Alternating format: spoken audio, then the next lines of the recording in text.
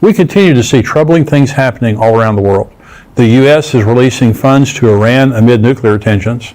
4-year-olds are being taught about sex in children's books in their schools. And the government is threatening parents in California to have their children removed from their homes for not agreeing with their children's gender confusion. Today, I'm discussing some disturbing articles that shed light on the moral disintegration of the world we're living in. I truly believe we're at the end of the end times. In the subscriber portion, I'm answering questions such as, is this the last pope? If you want to hear similar topics and be surrounded by like-minded believers, I want to invite you to Fellowship Church this weekend. We have our Tipping Point Prophecy Conference that's happening September 16th, this Saturday from 9 to 5:30. I'll be there. I'll be speaking twice that day. Rabbi Jonathan Kahn, Dr. Tony Evans, Ed Young, Dr. Mark Hitchcock, Billy Crone. We also have with us Rick Renner joining us that day for our Q&A panel. It's going to be a fantastic day. Rabbi Jonathan Kahn is going to be blowing the shofar. He's going to be speaking.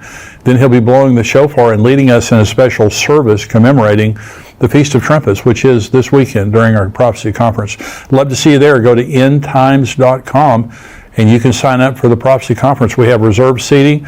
I'll also be speaking at Fellowship Church this weekend. Fellowship Church is in Grapevine, Texas, just about 5 minutes north of the DFW airport. Wonderful church. They have campuses all over the Metroplex. But I'll be speaking Sunday morning on Bible prophecy. So I'm speaking twice, as well as all of our other speakers on Saturday. But then on Sunday morning, I'm speaking again on Bible prophecy. I'd love to have you be a part of that. Have a new book coming out this Saturday, the 16th, that's End Times Answers, 100 real questions from real people. And you can get this on Amazon.com. You can also get it on xomarriage.com. I'm glad you're joining me today. I'm Jimmy Evans. Welcome to the Tipping Point Show. This is from the Jerusalem Post. This is the IAEA, that's the International Atomic Energy Agency. The chief says Iran has expanded stock of near weapons grade uranium. Now what I'm about to read you here, this is really alarming and amazing for this to be happening. I've got several articles to read associated with this. It says IAEA Director General Rafael Grossi warned on Monday that there is a routinization process underway of Iran's many nuclear violations. At a press conference after he addressed the IAEA Board of Governors, he also cautioned that any future deal between the Islamic Republic and the West must take into account the massive nuclear progress by Tehran from IR-1 centrifuges to IR-2, IR-4, and IR-6 centrifuges, as well as from 3.67% enriched uranium to 60% enriched uranium in large quantities. While hoping for progress in negotiations with Iran and the West, he said he would continue to flag Iranian violations based solely on scientific basis. Earlier in the day, he told the IAEA Board of Governors that Iran has continued to increase its stock of 60% enriched uranium close to weapons grade, and that there has been no progress in getting Tehran to credibly explain the existence of illicit traces of uranium found at undeclared nuclear sites. These developments came as somewhat of a surprise given the clear progress that has been made between the West and Iran in recent weeks toward unfreezing about $10 billion in Iranian assets, releasing 5 U.S. citizens in Iranian prisons, and the noticeably reduced attacks by Iranian proxies against U.S. forces in the Middle East. The IAEA Director, General Rafael Grossi, regrets that there has been no progress in resolving the outstanding safeguards issued in the reporting period. One of the reports said, referring to Iran's failure to credibly explain the origin of uranium particles found at 2 undeclared sites. Well, this is troubling to say the least. They've made huge progress, and they're now enriching uranium at 60%, which all of this is a violation, and all of this is something that we didn't know about. They're shocked. They can't believe it. Well, this is another article here. This is, again, very troubling associated with this. This is from the Jerusalem Post. The headline, Israel will act against Iranian nuclear pursuit, uranium enrichment. This National Security Advisor, Saki Hanegbi, stated there would not be any choice but to act if Iran enriches uranium above 60%. Israel will act against Iran's enrichment of uranium at above 60% because that means it was admitting pursuit of nuclear weapons. National Security Advisor Saki Hanegbi told the World Summit on Counterterrorism in Herzliya Monday morning. If Iran enriches uranium at above 60% as an action that we would identify, and there is no chance that we would not, that the world and the International Atomic Energy Agency would not recognize it, the result is that Israel would have to act. There would not be any choice but to act, Hanigby stated. Passing over the 60% threshold would mean that we have reached the moment when Iran is clearly telling the world that it is going for a nuclear bomb, Hanigby explained. It would mean that this is now Iranian policy. Hanigby noted that recently Iran had hit the 83.7 mark on uranium enrichment, but had hastened to explain that this was a mistake.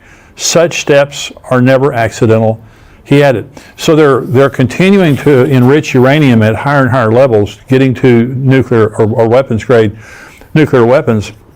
And so what they're saying, we've talked about this a lot in the last couple of years on here, because this has been going back and forth for a long time. But let me make two statements here, okay? And the first statement is, Iran won't stop.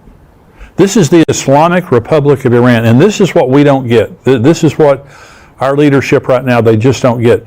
The Iranian people are wonderful people. They're Persian. They're not Arab, they're Persians. And they're just intelligent, warm, wonderful people. The problem is the government. The people in Iran do not like their government. They've revolted against their government many times. And so right now, what we see happening in Iran is they have a hardened position that they're going to destroy Israel. They have a missile.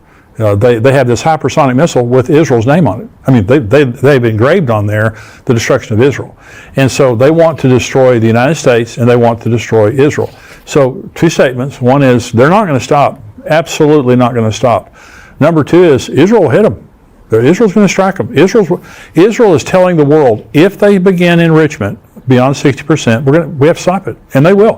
When I had Bill Salas on the show a few weeks ago, and we were talking about the coming wars, the first war that Bill and I both believe is going to happen prophetically is Jeremiah 49, is the war in Elam, when there's a strike on Persia, on southern Iran. And so I believe this is imminent. I don't know exactly when it's going to happen, but there's just a lot of rhetoric. And what's happening right now is troubling. Listen to this. We're talking about troubling. This is from the Associated Press. U.S. moves to advance prisoner swap deal with Iran and release $6 billion in frozen Iranian funds. This was as of yesterday, 9/11. Washington AP. The Biden administration has cleared the way for the release of 5 American citizens detained in Iran by issuing a blanket waiver for international banks to transfer $6 billion in frozen Iranian money from South Korea to Qatar without fear of U.S. sanctions. In addition, as a part of the deal, the administration has agreed to release 5 Iranian citizens held in the United States. Secretary of State Antony Blinken signed off on the sanctions waiver last week, a month after U.S. and Iranian officials said an agreement in principle is in place. Congress was not informed of the waiver decision until Monday, according to the notification, which was obtained by the Associated Press. The waiver drew criticism of President Joe Biden from Republicans and others who say the deal will boost the Iranian economy at a time when Iran poses a growing threat to U.S. troops and Mideast allies. On X, the platform formerly known as Twitter, Senator Chuck Grassley of Iowa said it's ridiculous for U.S. to be blackmailed into paying $6 billion for hostages, which will help indirectly finance the number one foreign policy of Iran, terrorism. Senator Tom Cotton of Arkansas accused Biden of paying ransom to the world's worst state sponsor of terrorism. Another Iran hawk, Senator Ted Cruz of Texas, said the waivers were a sign the administration was secretly pursuing a broader deal with Iran to include more than the release of the detainees. Today's news confirms there's already been a side deal, including a $6 billion ransom and the release of Iranian operatives, Cruz said in a statement. So we're now releasing $6 billion to the Iranians. We're releasing some of their prisoners. They're releasing some of our prisoners, and we're also releasing $6 billion. Well, as I've already stated here, they're not doing anything related to their nuclear program. They won't. They agreed, I believe it was last March, to reconnect their cameras. They won't do that. They won't account for 2 sites that have traces of uranium. They have defied. They now are, announcing their progress. And the IAEA is shocked. They said, we can't believe they've made massive progress, and they're enriching uranium now is 60%. They're shocked. Well, they're defying the entire world related to their nuclear program, and they're going to get a nuclear weapon now. It's just a matter of time.